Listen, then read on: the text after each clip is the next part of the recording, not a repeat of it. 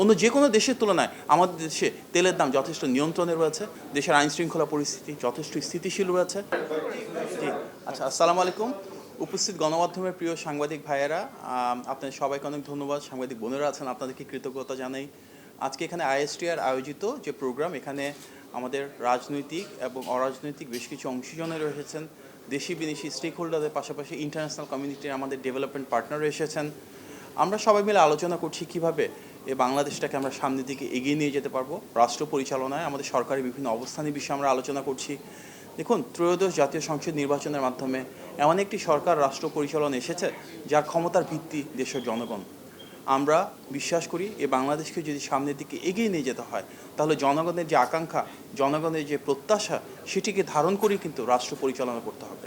মাননীয় প্রধানমন্ত্রী জনাব তারেক রহমান নির্বাচনের পরে গত প্রায় আড়াই মাস ধরে নির্বাচনী ইশতেহারের প্রতিটি ধারাকে ধরে ধরে যে কমিটমেন্টগুলো রয়েছে সেগুলো ফুলফিল করা শুরু করেছেন, যেটি নজিরবিহীন, অভূতপূর্ব।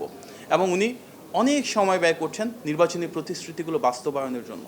আমরা দেখেছি আজকে ডিসি কনফারেন্স চলছে গত কয়েকদিন ধরে, সেখানেও কিন্তু আমাদের জেলা প্রশাসক যারা রয়েছেন মাঠ পর্যায়ের, ওনাদের সাথে আলাপ আলোচনা করা হচ্ছে কীভাবে সরকারের নীতিমালাগুলো বাস্তবায়ন করা হবে। দীর্ঘদিন পরে আমরা দেখেছি এত প্রাণবন্ত একটা সংসদ, যেখানে আমাদের সংসদের সরকারি দলের সদস্যরা, বিরোধী দলীয় সদস্যরা মন খুলে খোলা মনে আলাপ আলোচনা করছেন। আমাদের যার যার এলাকার সমস্যাগুলো কী, সেগুলোর সমাধান কী, সেখানে সমালোচনা হচ্ছে, আলোচনা হচ্ছে। কিন্তু এই যে প্রতিটি রাজনৈতিক দলের সহাবস্থান, সাম্যাবস্থা, এটি কিন্তু আগামীর বাংলাদেশকে ধারণ করবে। আমরা চাই গণতান্ত্রিক প্রতিটি রাজনৈতিক দল, প্রতিটি রাজনৈতিক প্রতিষ্ঠান, প্রতিটি মানুষ যতক্ষণ পর্যন্ত মানবাধিকার থাকবে, আইনের অনুশাসন থাকবে, বাক স্বাধীনতা থাকবে, গণতান্ত্রিক মূল্যবোধ থাকবে, আমাদের ভিন্ন মত, ভিন্ন পথকে ধারণ করে কিন্তু আমরা এই বাংলাদেশকে সামনের দিকে এগিয়ে নিয়ে যেতে পারব। মাননীয় প্রধানমন্ত্রীর দৃঢ় নেতৃত্বে আমরা দেখেছি কিভাবে আমাদের প্রতিটি পলিসি একদিকে যেমন কার্যকর হচ্ছে, তেমনি নির্বাচনে গণমানুষের যে প্রত্যাশা ছিল সেটিও কিন্তু প্রতিপালন হওয়া শুরু করেছে।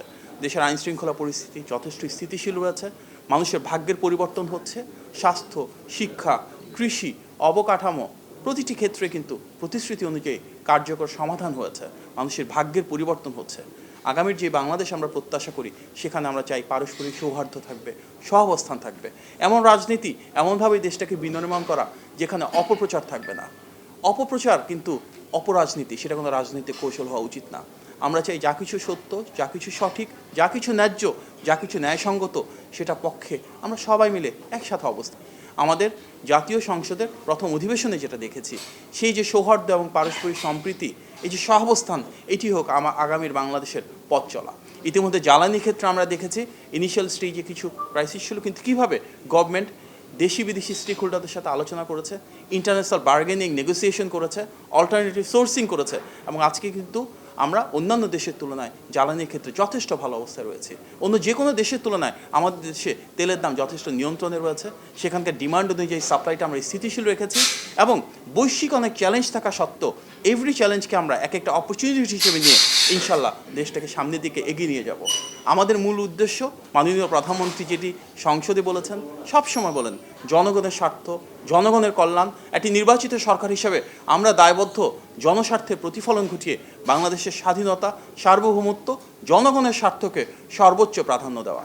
সেই লক্ষ্যে একটি স্বচ্ছ, জবাবদিহিমূলক রাষ্ট্র ব্যবস্থা আমরা গড়ে তুলেছি, এবং ইনশাল্লাহ এই স্বচ্ছতা, জবাবদিহিতা এবং দায়বদ্ধতাকে ধারণ করে ইনশাল্লাহ গণ আকাঙ্ক্ষার প্রতিফলন ঘটিয়ে বিএনপি সরকার মাননীয় প্রধানমন্ত্রীর নেতৃত্বে এই দেশের প্রতিটি মানুষের জন্য সমৃদ্ধি এবং স্বনির্ভরতা নিশ্চিত করবার জন্য কাজ করে যাবে। আপনার সবাইকে অনেক ধন্যবাদ। আসসালামু আলাইকুম।